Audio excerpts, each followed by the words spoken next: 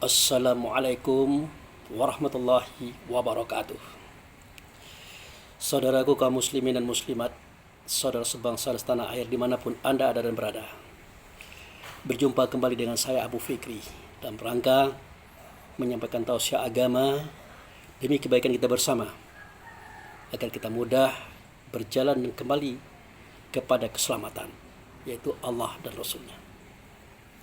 Baik saudaraku kaum muslimin dan muslimat, sembari menunggu saudara saya Bapak Dr. Samsu Bahri STMMM Home, nama beliau ini panjang. Kami punya program hari ini, suatu pertemuan, suatu pembicaraan. Oleh karena beliau ada kepentingan ke pasar sebentar, maka waktu ini saya isi dengan cerita antar kita. Oke. Saudaraku kaum muslimin dan muslimat, kita bercerita tentang hidup ya. Kalau kita bercerita hidup itu jelas ada matinya. Kalau bercerita mati pasti ada hidupnya. Namun yang kita ceritakan bukan masalah hidup dan mati, tetapi apa yang ada di antara kedua-duanya, yaitu peristiwa. Saudaraku kaum muslimin dan muslimat, peristiwa yang ada pada diri kita biasanya itu terjadi di dalam ruang dan di dalam waktu. Jadi ruang dan waktu itu tidak bisa tidak ada dalam peristiwa itu. Nah, biasanya orang yang hobi menceritakan isi di ruang dan waktu itu disebut dengan ahli sejarah. Suka bercerita tentang pengalaman-pengalaman yang sudah-sudah, efeknya pada hari ini. Pengalaman hari ini, efeknya pada hari depan. Itulah ahli sejarah. Ahli itu artinya orang yang menyenangi, mencintai bakat, mempelajari tentang sejarah. Nah, apa itu sejarah? Sejarah itu kalau dalam bahasa Arabnya sajarah, pohon, tempat tumbuhnya kehidupan. Dia berputik, berbuah, bermanfaat bagi siapapun. Itu sejarah. Baik, kali ini kita hendak bercerita tentang kisah Nabi Ibrahim. Nabi Ibrahim ini seorang nabi, seorang rasul yang tidak diragukan lagi kehebatannya, keberaniannya, kesaktiannya. Tapi ingat, kesaktian beliau bukanlah karena beliau, tetapi karena kasih sayang Allah atas beliau. Sehingga beliau dibakar pun tidak hangus, dibinasak pun tidak mati. Itulah Ibrahim. Kalau keberaniannya jangan ditanya. Di musim pemerintahan Raja Namrud, raja paling besar, paling hebat, paling ganas, paling kejam, dia berani menghancurkan kuil, menghancurkan patung-patung. Tapi dia bertrik, dia bercara, dia ingin menguji mental dan pemikiran mereka pada saat itu. Jadi dia berdakwah sambil menunjukkan kepada mereka fakta, cara berpikir yang benar. Jadi setelah dia menghancurkan patung, Namrud pun tahu, Ibrahim pun tertangkap. Lalu ditanya kepada Ibrahim, kenapa engkau hancurkan patung-patung itu? Kata Ibrahim, oh bukan saya yang menghancurkan patung-patung itu yang patung yang paling besar itu. Tuh itu kampak itu masih ada di tangannya dia, masih tergantung di tangannya dia. Nah, waktu itu Namrud langsung membantah, kau bodoh hai Ibrahim, bagaimana mungkin patung itu bisa merambah, memotong, menghancurkan patung-patung yang lain, namanya kan patung. Maka Ibrahim menjawab, justru itu yang kuharapkan. Kata-kata kau mengatakan aku bodoh, sebenarnya bodoh itu bukan aku, tapi engkau, kaum yang engkau, umat yang engkau. Bagaimana mungkin kalian menyembah patung? Maka menjawab Namrud, kami bukan menyembah patung, kami menyembah Tuhan pencipta langit dan bumi, tapi berwasilah kepada patung. Dengan adanya patung ada perantara antara kami dengan Tuhan. Nah, kata Ibrahim, tidak bisa. Kamu harus berwasilah kepada sesuatu yang hidup, bahkan yang menghidupkan. Dialah wujud serta Allah, Ialah sebab terjadi segala sesuatu. Nah, Ibrahim mengatakan kata Muhammad, tapi tidak enak. Karena pada waktu itu kajian ini belum sampai di situ. Singkat cerita, Ibrahim pun dibakar. Dan dia tidak hangus, dia tidak binasa. Karena apa? Karena Ibrahim mengucapkan kata hasbunallahu wa ni'mal wakil. Ni'mal maula wa ni'mal nasyir. Cukuplah bagiku Allah itu sebagai wakil atau wali penolong aku dalam persoalan ini. Ya, dia tidak mengandalkan yang lain, dia mengandalkan Allah. Tapi ini sebuah keyakinan yang kuat, yang besar. Jangan coba-coba kalau pura-pura yakin, binasa kita. Nah, itu sepintas daripada cerita Ibrahim tentang kesaktiannya dan keberaniannya. Nah, yang tidak saya ceritakan adalah kisah hidup dia berkeluarga dengan Siti Sarah yang berkaitan dengan dakwah. Jadi Ibrahim ini sering melamun sambil bertanya-tanya, berkata-kata di hatinya, ya Allah, aku ini sudah tua, dakwah ini sudah berjalan dari waktu aku muda, aku bujang, sementara anakku tidak ada. Lalu bagaimanakah caranya aku punya anak? Bertahun-tahun aku hidup dengan istriku Siti Sarah, tidak juga ada anak. Nah, permohonan Ibrahim ini didengar oleh Siti Sarah. Siti Sarah pun menangis, berdoa kepada Allah, ya Allah, berikanlah kepada kami putra untuk melanjutkan cita-cita daripada suamiku, yaitu menegakkan dakwah Islam di masyarakat. Jangan sampai terputus di sini, ya Allah. Itu doanya Siti Sarah, istri Nabi Ibrahim. Akhirnya doa itu terkabul, saudara. Terkabulnya lucu. Lucunya di mana? Ini kita lihat ceritanya. Jadi suatu hari Nabi Ibrahim itu pergi berjalan bersama Siti Sarah ke suatu negeri dalam rangka dakwah dan niaga, dagang. Nah, di perjalanan pulang menuju Palestina,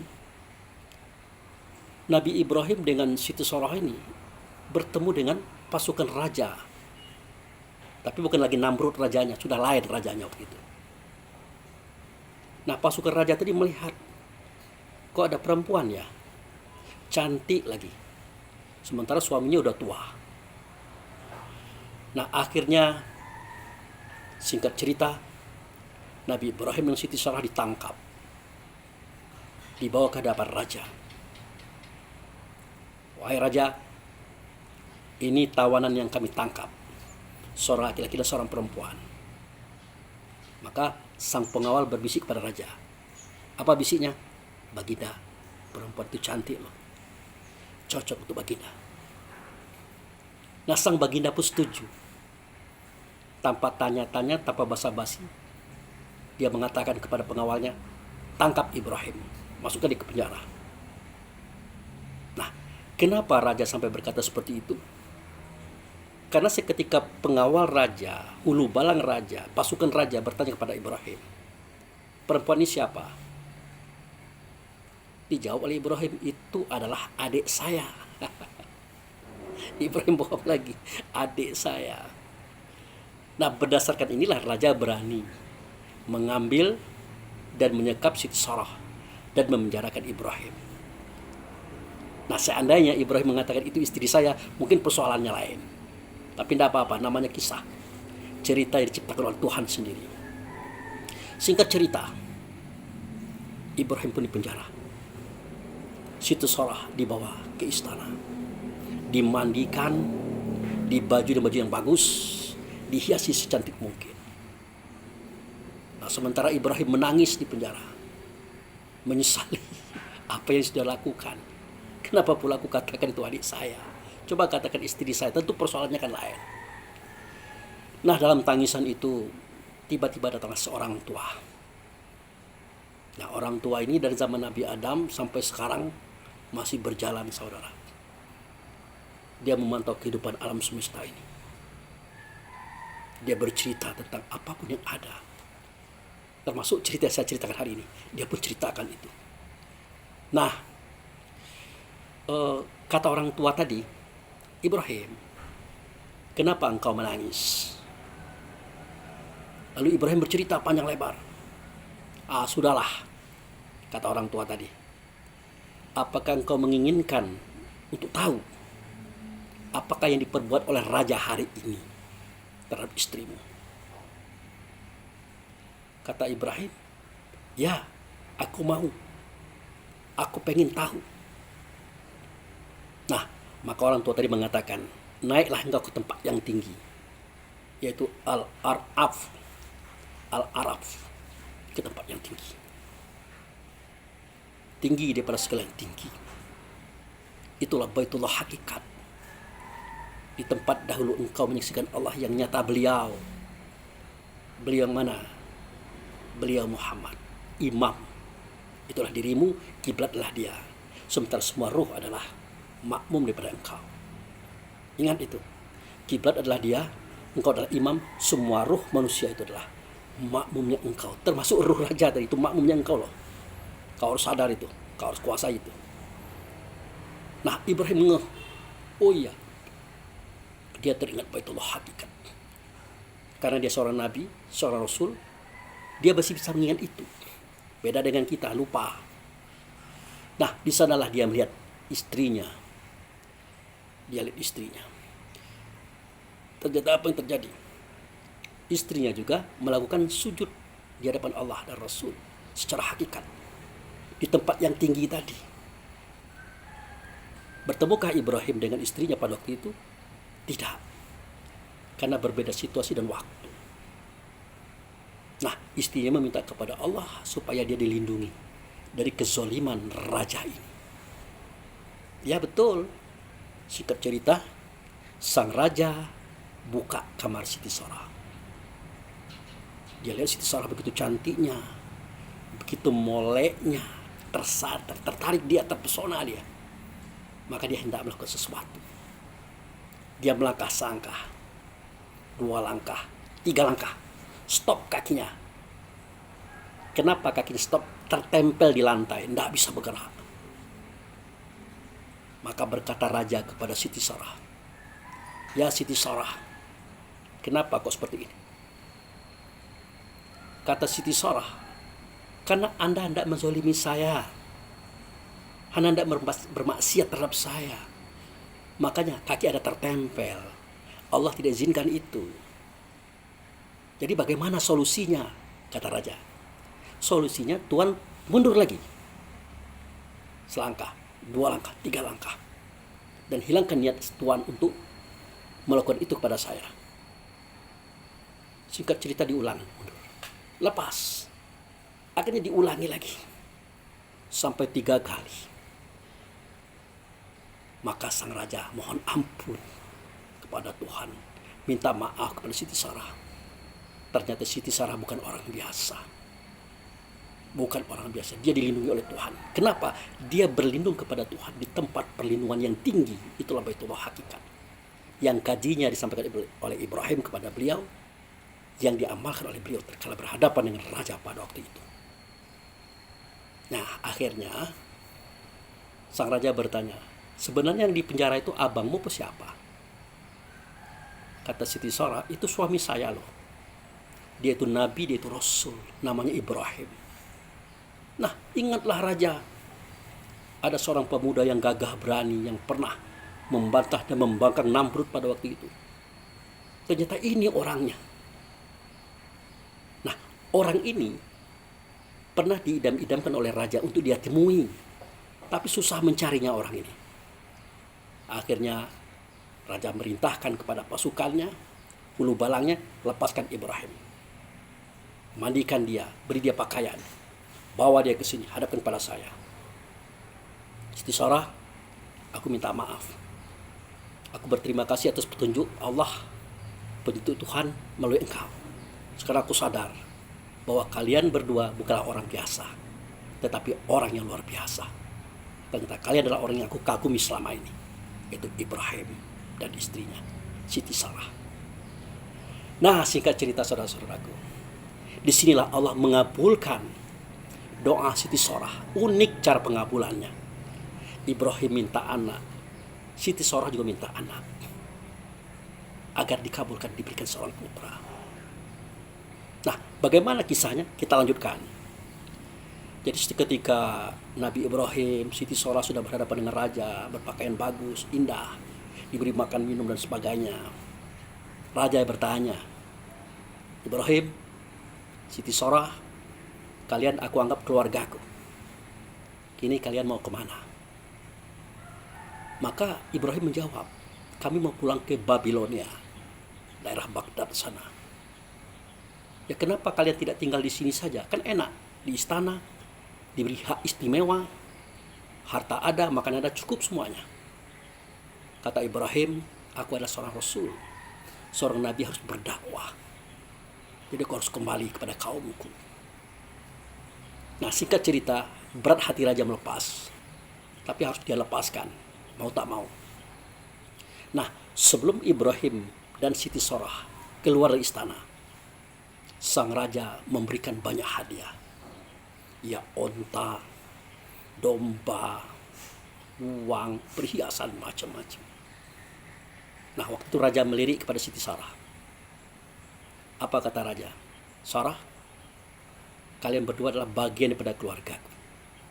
Aku tak ingin kau susah di dalam rumah tanggamu, maka aku berikan semua ini. Tapi ada satu yang belum kuberikan, yaitu pembantu yang akan menolong engkau bekerja di rumah tanggamu, di dapurmu. Nah, sekarang kau pilih mana perempuan-perempuan yang cocok yang akan membantu engkau dan pekerjaan engkau. Ya, Ibrahim silakan pilih. Apa kata Siti Sarah? Jangan Ibrahim, saya yang pilih. Kenapa Sarah mengatakan jangan Ibrahim, saya yang akan pilih? Nanti dipilihnya yang cantik, akan bermasalah dalam rumah tangga. Itu kecemburuan yang ada di dalam hati Siti Sarah. Jadi walaupun itu istri Nabi, kecemburuan pasti ada. Karena Nabi juga manusia, istri Nabi juga manusia. Lanjut. Akhirnya Siti Sarah memilih seorang perempuan. Gemuk, hitam, tidak cantik, tapi kuat, kekar badannya. Namanya Siti Hijir. Dalam bahasa Indonesianya, wanita batu. Bulat, hitam, tidak cantik, wanita batu. Jadi kata raja, apa tidak ditinjau kembali Siti Sarah, calon pembantumu itu? Oh tidak baginda, menurut aku itu paling cocok. Ibrahim dalam hatinya senyum-senyum. Ini pasti takut gua ambil nih. Padahal tidak begitu, Nabi Ibrahim tidak begitu. Akhirnya Siti Hijir pun dimandikan, diberi pakaian. Nah, seketika mereka hendak berangkat keluar dari istana, Siti Hijir terserang matahari. Tiba-tiba badan yang gemuk menjadi langsing, kulit hitam menjadi putih, sehingga cantik bagaikan bidadari. Semua orang terpana, Masya Allah, alangkah cantiknya Siti Hijir. Ibrahim kaget, Sarah pun kaget.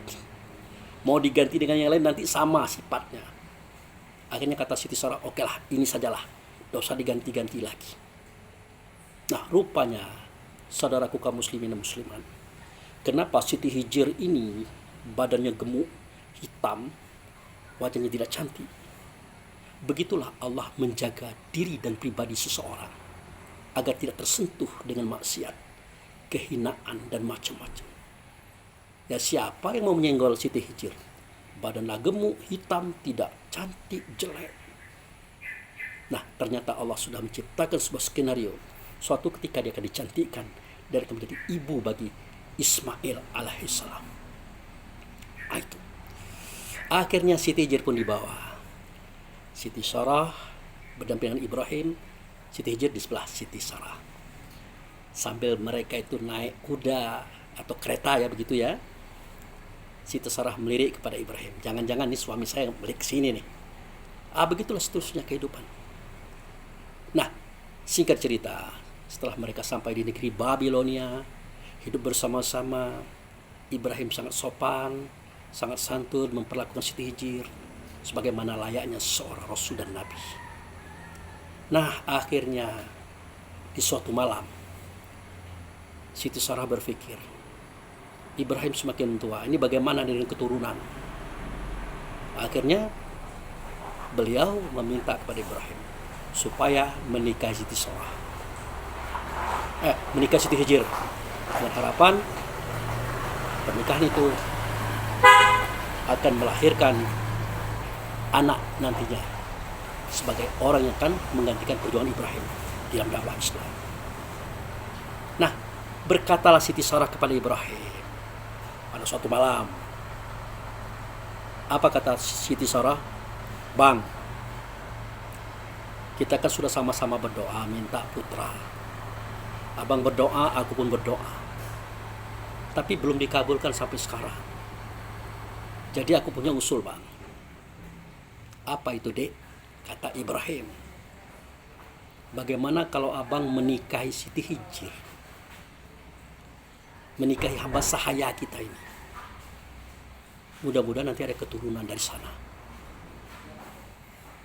Ibrahim mikir, yang dia pikirkan bukan masalah dia menikah dengan Siti Hijir, bagaimana perasaan Siti Sarah nantinya seketika dia menikahi Siti Hijir. Karena dia tahu persis bahwa Siti Sarah ini cemburunya tinggi. Nah, lalu Ibrahim pun menanyakan kembali, dek, apakah kamu itu serius? Iya bang, aku serius. Akhirnya Ibrahim pun menikah dengan Siti Hijir. Tak lama kemudian Siti Hijir pun hamil. Maka Ibrahim bergembira, dan Sarah pun sebenarnya bergembira. Tapi sebagai manusia biasa muncul rasa irinya, dengkinya. Nah, itu selalu menyusahkan Ibrahim. Kenapa? Ya sering marah-marah, tidak ada alasan. Ngomel-ngomel, tidak ada alasan. Masalah kecil dibesar-besarkan. Yang tidak ada masalah diadakan-adakan. Dan sering terjadi pertengkaran-pertengkaran. Akhirnya, singkat cerita, Ibrahim paham. Inilah efek pada kecemburuan istri terhadap suaminya yang sudah beristri dengan Siti Hijir tadi. Nah, Ibrahim tidak punya solusi. Sebenarnya dalam pemikirannya ada solusi. Solusinya apa? Siti Hijir rumahnya dibedakan. Siti Sarah rumahnya dibedakan. Tapi bagaimana mungkin perempuan harus ada di satu rumah dengan sendirian? Jadi bingung juga beliau. Nah, singkat cerita, di suatu malam Siti Sarah memanggil Ibrahim. Bang, aku punya solusi untuk kita semuanya. Agar abang aman, saya aman, Siti Hijir aman. Kita juga tidak enak loh. Kita ribut terus masalah kehidupan ini. Kadang-kadang saya memarahi Siti Hijir. Siti Hijir tersinggung dan seterusnya. Jadi menurut saya bang, silakan abang bawa istri abang. Sekarang kemana saja abang mau, terserah. Saya sudah ikhlas. Sambil berurai air mata, Siti Sarah mengatakan kata itu. Ya Ibrahim tidak tega juga. Kalau engkau akan kutinggalkan sendiri dalam satu rumah, ya dari dulu kalian aku bikinkan satu rumah. Tapi kenapa harus begini, dek? Pokoknya begitulah bang, demi menghindarkan konflik antara kita. Akhirnya Ibrahim pun berdoa kepada Allah, memohon, apakah ini benar ya Allah? Jawabnya, benar. Lalu kalau ini benar ya Allah, kemana aku pergi? Arahnya kemana? Maka Allah katakan, kau keluar dari rumah, kau bawa istri mudamu itu yang walaupun sedang hamil, nanti engkau akan dibimbing oleh onta, dibimbing oleh awan yang berjalan untuk menutupi kalian dengan panas di perjalanan. Nah, di mana onta itu duduk, di mana awan itu berhenti, disitulah engkau tinggal. Itu kisahnya saudara. Nah, akhirnya Ibrahim pun pergi bersama Siti Hijir dalam kondisi hamil berat. Dengan berlinang air mata, Ibrahim menatap pada Sarah. Sarah pun juga begitu. Sebenarnya Sarah sangat sayang kepada Ibrahim. Ibrahim sangat sayang pada Sarah. Tapi kecemburuan ini tidak bisa dibendung lagi, saudara. Ya, sudahlah. Inilah hidup. Aku juga pergi, tidak tahu mau kemana ini, kata Ibrahim. mengikuti kaki onta kapan dia duduk di situ tempatku, mengikuti awan kapan dia berhenti di situlah tempatku. Akhirnya mereka pun berpisah. Nah, di suatu waktu Ibrahim mencoba berhenti. Ontanya berdiri juga. Di tempat yang lain, ontanya berdiri juga. Akhirnya mereka melintas di sebuah lembah yang waktu itu belum ada namanya, belum ada orangnya, sepi, tidak ada air, tidak ada hewan kecuali ular, kalajengking, lipan, serigala, macam-macam itu. Nah, jadi di tempat yang tandus itulah onta tadi terduduk, awan tadi berhenti. Ternyata ada kebun, ada hutan juga, tapi jauh. Di tempat serigala itu bersembunyi. Dia sering muncul malam hari. Dia pun kadang-kadang muncul di siang hari, mencari mangsa. Ibrahim sebenarnya khawatir dengan istrinya. Kalau masalah takut, dia tidak takut. Orangnya berani loh. Akhirnya Ibrahim berkata, "Dek, ternyata di sini tempat kita." Apa kata Siti Hijir? "Tidak apa-apa bang, asalkan kita berdoa. Asalkan kita berdoa."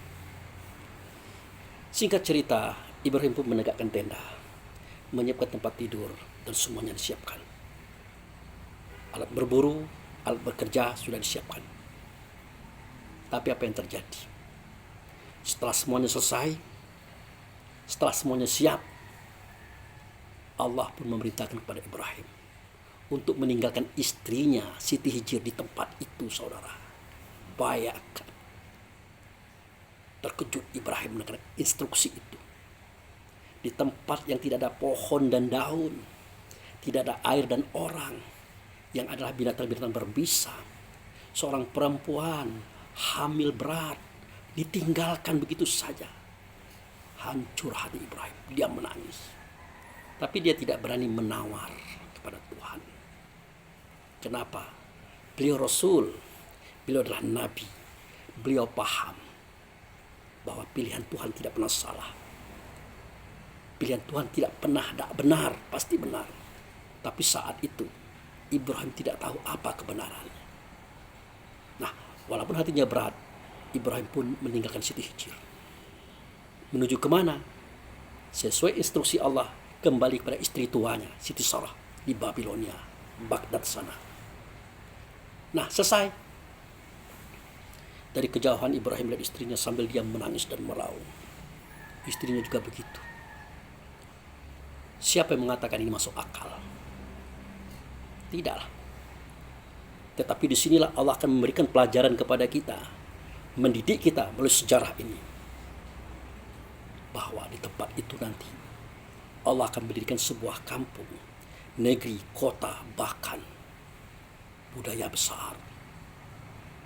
Bagaimana prosesnya?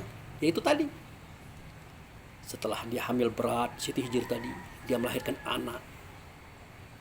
Anak itu pun menangis, kehausan, air tidak ada, alat mandi pun tidak ada. Dalam kondisi sakit perut, sakit selangkangan, fisik yang lemah, berdarah-darah. Siti Hijir mencoba mencari air. Bayangkan, dia meninggalkan anaknya itu bukan tidak beresiko. Dapat dengan serigala, dapat dengan ular. Apa yang terjadi? Dengan pemikiran yang sangat berat, dia mencari air. Dia mulai di Bukit Safa. Karena di Bukit Safa itu dia lihat air, ternyata bukan. Di kejauhan dia lihat lagi di Bukit Marwa, dia lihat air, ternyata bukan. Sampai 7 kali bolak-balik. Ternyata yang dilihat oleh Siti Hijir adalah Fata Morgana, sesuatu yang berbentuk air jika hari sedang siang terkena matahari. Akhirnya, sebagai manusia biasa, timbul kejenuhan. Bukan putus asa, kejenuhan. Dia pun berdoa kepada Allah, "Ya Allah, bagaimana ini? Anakku sudah haus, aku sudah letih. Kondisi kami sangat kritis. Kami butuh air, ya Allah." Setelah dia berdoa, dia kembali melihat anak. Alangkah terkejutnya Siti Hijir. Seketika dia kembali kepada anaknya, dia melihat di kaki anak itu muncul air. Muncul air. Langsunglah Siti Hijir mengangkat anaknya, putranya, Ismail yang nanti diberi nama Ismail oleh ayahnya Ibrahim, diletakkan sebuah batu. Nah, batu ini nanti terkenal dengan istilah Hijr Ismail, batu Ismail. Nah, air itu terus tumbuh. Nah, Siti Hijr teringat kisah Nabi Nuh. Dulu air tumbuh dari bumi seperti ini juga, turun dari langit begitu itu juga. Maka dia mencoba mendorong sebuah batu besar yang tidak mungkin bisa dia dorong, tapi dia berdoa kepada Allah, berikanku kekuatan ya Allah untuk mendorong batu besar ini, sambil berkata, Zam-zam ya Allah, Zam-zam ya Allah, Zam-zam ya Allah. Itu dia. Akhirnya tepatlah batu tadi di atas air, kemudian batu tadi terendam, hilang. Maka terbentuklah sumur kecil yang berisikan air yang jernih bersih, bisa diminum, bisa dijadikan cuci-cuci, dan bisa dijadikan mandi oleh oleh Siti Hijr dan anaknya Ismail. Nah, singkat cerita, para saudagar pedagang dari Syria, Mekah, dari Syria, Baghdad, dari mana-mana itu. Karena Mekah waktu itu kan belum ada, karena itulah negeri, itulah Mekah. Jadi para pedagang itu melihat ada burung di atas terbang berkeliling. Maka berkata teman yang satu kepada kawan yang lain, biasanya kalau ada burung di atas langit, itu ada air di bawahnya. Wah, enggak mungkin. Saya tahu persis daerah itu tandus loh, enggak ada airnya. Tapi coba dulu saudara, siapa tahu ada. Akhirnya mereka rame-rame pergi ke tempat itu. Alangkah kagetnya mereka seketika melihat di situ ada sebuah kemah, ada seorang ibu sedang menggendong bayi. Ternyata benar ada air di depannya, saudara. Nama air itu adalah air Zam-zam, karena sumur itu adalah sumur Zam-zam, karena prosesnya dengan kata-kata Zam-zam, tahan ya Allah, tahan ya Allah. Nah, akhirnya para saudagar tadi pamitan kepada Siti Hijr. Ibu, apakah boleh kami minta air ini, atau kami beli, atau kami tukar dengan makanan? Kata Siti Hijr, silakan Tuhan, silakan ambil. Nah, pertama kali diambil sedikit saja, tetapi tidak mengurangi. Dia ambil lebih banyak lagi, tidak mengurangi. Akhirnya semua jerigen mereka itu diisi. Airnya tidak kurang-kurang. Nah, sejak itu tersebarlah sebuah cerita ajaib, bahwa di sebuah lembah, yang lembah itu belum bernama, ada seorang perempuan dengan anaknya yang memiliki sebuah sumur ajaib yang tidak pernah kurang-kurang. Nah, ramailah penjuru dunia datang ke situ. Para pedagang, para pengusaha, para pengembang, katakanlah begitu. Akhirnya mereka membuat ke rumah Siti Hijr, menjadikan sebuah perkampungan. Ada restoran, ada tempat istirahat, macam-macam. Ramai. Jadi itu sebuah kota. Nah, dalam situasi itu, tuan tanahnya adalah Siti Hijr, saudara. Semua orang hormat kepada beliau karena beliau adalah pemilik sumur. Hidupnya mewah, berkah. Beginilah cara Allah memberikan rezeki kepada orang yang beriman dan bertakwa, yang punya keyakinan besar. Walaupun akalnya tidak menerima, kalau di situ akan tumbuh rezeki. Begitu kisahnya. Nah, singkat cerita, Ibrahim pun diperintah oleh Allah untuk datang lagi ke tempat itu. Datang lagi ke tempat itu. Nah, dia pamitan sama istrinya. Istrinya bilang, Bang, kalau kamu turun, kamu jangan macam-macam dengan istrimu. Karena dalam doaku, dalam munajatku, Allah berkata bahwa aku akan mendapatkan anak daripada engkau. Jika engkau turun, engkau melakukan hubungan, anak itu aku takut jatuh kepada Siti Hijr. Benarkah itu, Dek? Benar, Bang. Itulah alasannya kenapa aku izinkan abang untuk pulang kembali kepada istri mudanya abang. Tapi ingat, setelah bertemu anak dan istrimu nanti, kau pulang lagi ke tempat aku. Akhirnya, betul. Seketika Ibrahim melihat dari atas bukit. Ibrahim bukan melihat kota, bukan melihat negeri, tapi melihat istana yang amat besar. Suasana yang sangat luar biasa. Penduduknya ganteng-ganteng. Penduduknya cantik-cantik. Tidak bisa dibedakan kecantikannya. Tiba-tiba ada seorang wanita yang indah, cantik, menawan, mendampingi Ibrahim. Abang, selamat datang. Engkau siapa? Loh, kok abang bisa lupa? Aku adalah Hijir, bang, istrinya abang dulu. Tapi ini di mana ini? Ini di Baitullah Hakikat, bang. Di tempat kita berasal dulu. Tapi syariatnya adalah negeri ini, bang. Yang nanti akan dikatakan ini Mekah. Di sini akan didirikan tanda Baitullah namanya Ka'bah, bang. Mana putraku? Ini putramu. Dia lihat seorang laki-laki kecil, cantik, ganteng, tampan luar biasa. Nah, seketika Ibrahim diberikan anggur, dia makan, dia langsung pingsan. Saking lezatnya anggur tadi, dia pingsan. Seketika dia terjaga, dia sudah berada kepalanya di paha Siti Hijir. Dan suasana pun berubah, keadaan pun berubah, kembali seperti semula. Tetapi Ibrahim kaget juga, kok berubah ya? Aku tadi di mana dan sekarang di mana? Lah, dalam kondisi abang tadi, abang dengar dari mana? Dari saya apa? Ya, katanya di Baitullah Hakikat, tempat kita berasal dulu. Tapi kenapa sekarang di sini? Itulah persoalan. Jadi singkat cerita, Ibrahim sadar ternyata sang istri telah menjadi tuan tanah, telah menjadi penguasa negeri karena berkah Allah dengan sumur Zam-Zamnya tadi. Nah, akhirnya Ibrahim sadar, inilah pengetahuan Allah yang tidak aku ketahui. Inilah pilihan Allah yang tidak aku pahami. Tapi untunglah aku yakin bahwa Allah itu baik. Pasti pilihannya baik, walaupun aku lihat itu tidak baik. Itulah asalnya terjadinya kota Mekah, saudara. Berikutnya, Ibrahim pun pulang ke negeri semula, bertemu dengan istri yang tuanya.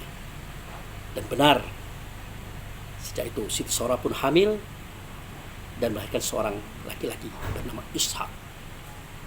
Dan akhirnya Ibrahim memiliki dua putra, satu dari Siti Sora namanya Ishak, yang satu lagi dari Siti Hijir namanya Ismail. Oke saudara, semoga cerita ini menginspirasi kita tentang rezeki, tentang kuasa Allah, tentang keimanan seseorang terhadap ketentuan Tuhan. Baik, saudara saya Samsul Bari sudah datang dari pasar. Momentum ceramah saya selesai di sini. Semoga bermanfaat. Wabillahi taufiq wal hidayah. Assalamualaikum warahmatullahi wabarakatuh.